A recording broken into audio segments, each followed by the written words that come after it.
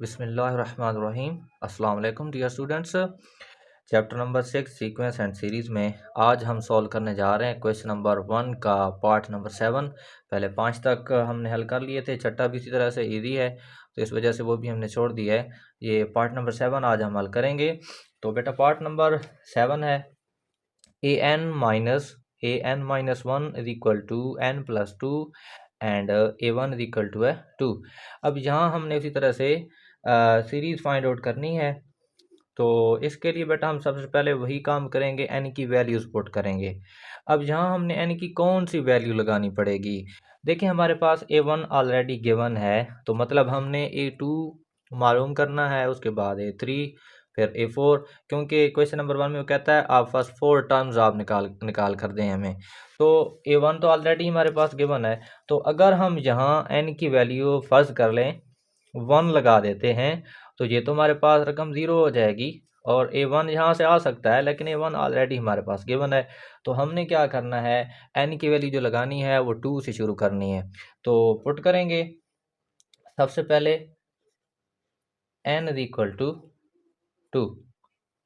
तो यहाँ जब इस इक्वेशन के अंदर हम n पुट करते हैं तो हमारे पास ये रकम हो जाती है a2 minus 1 is equal to 2 plus 2। तो ये 2 माइनस 1 क्या हो जाएगा, a1, a2 minus a1 is equal to 4 हो जाएगा।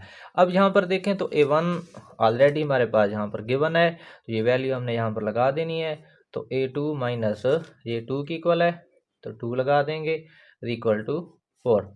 और यहाँ पर हम 2 को यहाँ माइनस हो रहा है तो दूसरी तरफ लेकर जाएं तो ये क्या हो जाता है प्लस। तो ये 4 प्लस 2, तो a2 इज इक्वल टू हमारे पास आ जाएगा 6। यहाँ हमारे पास सेकेंड टर्म आ गई है। इसी तरह से हमने बाकी भी निकालनी है। a3 निकालेंगे तो इसके लिए हमने n की वैल्यू पुट कर देनी है 3। तो 3 पुट करेंगे तो इस इक्वेशन के अंदर तो a3 minus 1 is equal to 3 plus 2 हो जाएगा। अब यहाँ हमारे पास 3 माइनस 1 कितना हो जाएगा 2, और a2 की वैल्यू हम यहाँ पर लगा देते हैं, ये a2 होगा और a2 की वैल्यू हमने यहाँ पर निकाली है तो ये वैल्यू हमने यहाँ पुट कर देनी है। तो ये क्या हो जाएगा 6 और 3 प्लस 2 5। अब 6 यहाँ माइनस हो रहा है, इसको दूसरी तरफ हम लेकर जाते हैं तो ये क्या हो जाता है प्लस 5 प्लस 6 हो जाएगा और a3 इज इक्वल टू आ जाएगा 11। ये हमारे पास a3 भी आ गई। इसी तरह हमने लास्ट वाली निकाल लेनी है a4 भी, तो उसके लिए हम पुट कर देते हैं n is equal to 4। put n is equal to 4 in this equation। तो a4 minus 1 is equal to 4 plus 2 हो जाएगा। अब यहाँ पर a4 माइनस ये हो जाएगा a3, 4 minus 1 3 और इक्वल टू 6। अब यहाँ पर a3 की वैल्यू हमने लगा देनी है। a3 हमारे पास है 11, यहाँ 11 है और इसको हम बराबर के दूसरी तरफ लेकर जाएंगे तो ये क्या हो जाएगा, यहाँ माइनस हो रहा है तो दूसरी तरफ जाकर क्या हो जाना है, इसने प्लस हो जाना है। तो 6 प्लस 11 हो जाएगा और a4 इज इक्वल टू हमारे पास आ जाएगा 6 प्लस 11 17। तो ये हमारे पास यहाँ पर फोर्थ टर्म ही आ गई है। तो a1 भी हमने निकाल ली, जो बल्कि ये ऑलरेडी गिवन थी। a2 भी हमने निकाल ली, a3 भी निकाल ली और a4 भी निकाल ली। अच्छा, इसके बाद जो इसका पार्ट नंबर 8 और पार्ट नंबर 9 है वो बिल्कुल सेम टू सेम यही मेथड है, तो वो ईजी हैं, वो आप खुद भी कर सकते हैं। तो हम चलते हैं नेक्स्ट पार्ट नंबर 10 की तरफ, और ये है a n is equal to 1 over a plus n minus 1 into d. अब यहाँ हमने जो है यहाँ से पहली 4 टर्म्स हमने निकालनी है, तो उसी तरह से हमने हल करना है। यहाँ पर n की वैल्यू लगानी है, तो n की हमने वैल्यू लगा देनी है 1।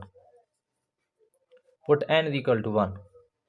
अभी जहाँ 1 वैल्यू लगाएंगे तो ये हमारे पास a1 इज इक्वल टू हो जाएगा 1 over a plus 1 minus 1 into d. अब 1 माइनस 1 क्या हो जाता है, प्लस माइनस माइनस ज़ीरो हो जाएगा, कैंसिल आउट हो जाएंगे, ज़ीरो होगा तो ये डी को भी साथ सिफर कर देगा, तो हमारे पास A1 आ जाएगा 1/a। ये पहली टर्म हमारे पास आ गई। इसी तरह से बाकी टर्म हम निकालेंगे। तो A2 अब निकालते हैं, तो n की वैल्यू हम क्या पुट कर देते हैं 2, n की वैल्यू 2 पुट करेंगे तो A2 इज इक्वल टू हो जाएगा 1/a प्लस 2 - 1 इंटू डी।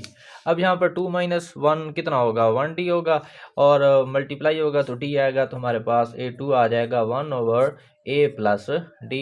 ये हमारे पास सेकेंड टर्म आ गई।